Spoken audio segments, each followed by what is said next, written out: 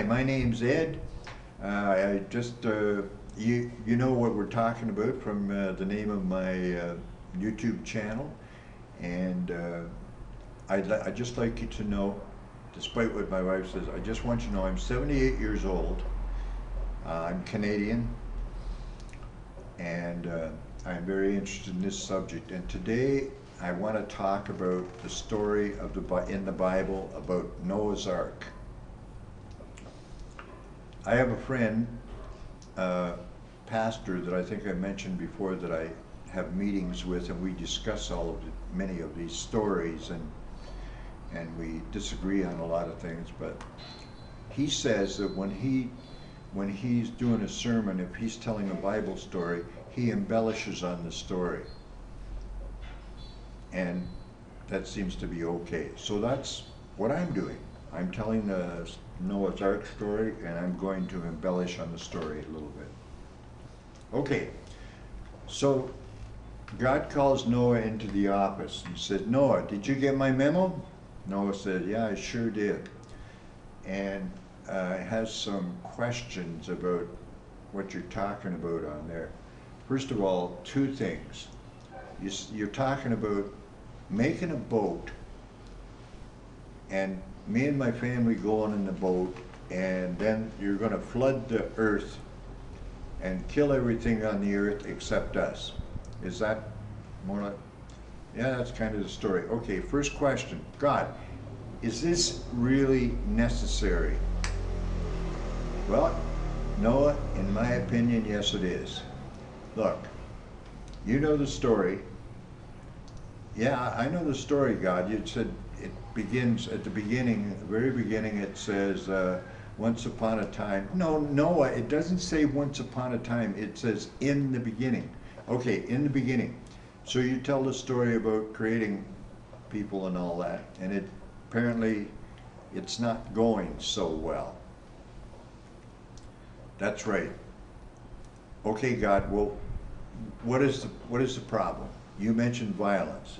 Yes, there's violence. There's a lot of violence going on, and way too much fornicating. Well, but God, in the first story, in the very first part of it, you said, go forth and multiply. And as far as I know, the only way to multiply is to fornicate. Isn't that right? Well, yeah, that's right. But the problem is people are, not only the violence, but people are fornicating just for the fun of it. That was not the way this thing was planned to be. This fornication is only to produce more people. Got it. Okay. So my problem is, your solution to this whole thing is to put me and my family on a boat with every animal on the planet Earth, or at least a couple of them, and then you're going to flood the earth and kill everybody, kill everything else, including all the people, right? Is that what you're, yeah, that's kind of it. Okay, look, is it really necessary to do it that way? It seems to me with all your magic stuff, if there's some people that are being violent, couldn't you just zap the ones that are being violent and get rid of them and let everything else go on as it is? Well, I haven't thought of this. I've got this plan, and the fornicating and everything, that's really bothering me. So this is the way we're doing it. We're going to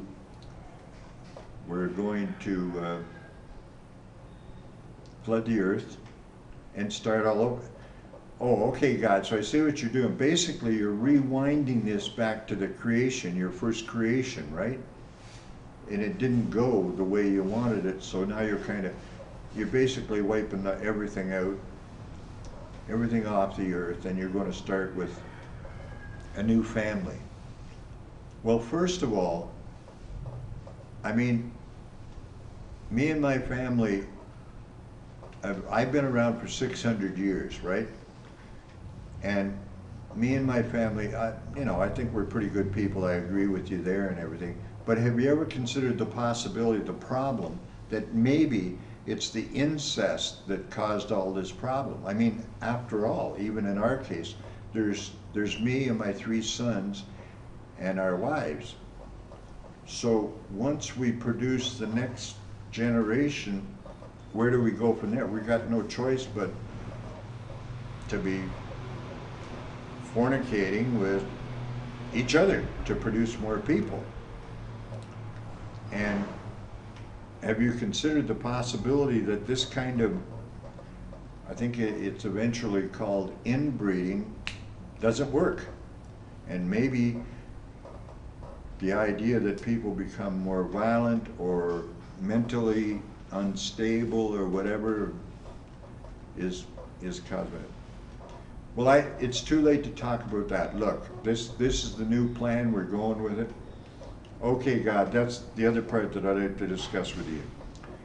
I'm going to build this boat, and according to what I read on your memo, the boat is going to be about longer than a football field, like, I don't know, 135 meters. Well, we don't have meters yet, but it's a bunch of cubits or something, which turns out to be a football field and a half, roughly. The boat's going to be 3 decks, and I've got a week to build the thing, right? Me and my wife, my 3 sons, and their wives, and we got a week to build this thing. We got to do a lot of whacking of wood, trees down, and basically we got machetes and shit like that for tools. It just, I think this is going to be quite a job. Then we got the problems of, we got to get every animal on the planet into the boat. Don't worry, Noah, I'll take care of that part. I'll get the animals to go in there and all that. And as far as your concerns about the boat building, you know, I know you told me, you mentioned to me in a memo that maybe you weren't sure if this boat was even going to float. And that's right, God, I'm concerned. And I think a week is a way too little time. I mean, I'd like to take a shipbuilding course. I'm 600 years old, but the only boat building experiences I got about 240 years ago when I was a young rascal of only 100 and something. Let me do the mathematics there, just a minute. No, it was about 500 years ago when I was a young stud. I built a dugout canoe. That's my only shipbuilding experience. Building one dugout canoe. Now, the canoe worked fine. I mean, I dug this, but I mean, that thing took me about a month to build, and it was just a log that I, you know, and we did some fishing trips in it, and that was cool. Me and the guys went fishing and took my sons fishing, and it was okay, but actually wasn't long after that the dugout canoe got waterlogged and sunk. So that's my shipbuilding. I'm a little bit concerned about this, and nobody else in the family knows anything about building ships. Okay, we got that problem. So God says, Noah, don't worry about it. I'm going to be there, you know, I'm going to give you some advice along the way, and I got this idea of putting pine tar or something on all over it so it won't leak and all that. Okay, good. Now, we're going to have an awful lot of animals in this thing. Now, while we're floating for the, what is it, 150 days, we're going to be floating almost over 5 months or something. What about the sacrifice thing? Are you going to be still needing these sacrifices? Yes, I have to have my sacrifices. Come on, Noah. That's it. I need worshiping and sacrifices. Those are the 2 main things that keep me going. Come on. That's pretty simple. Don't tell me I have to give up my sacrifices.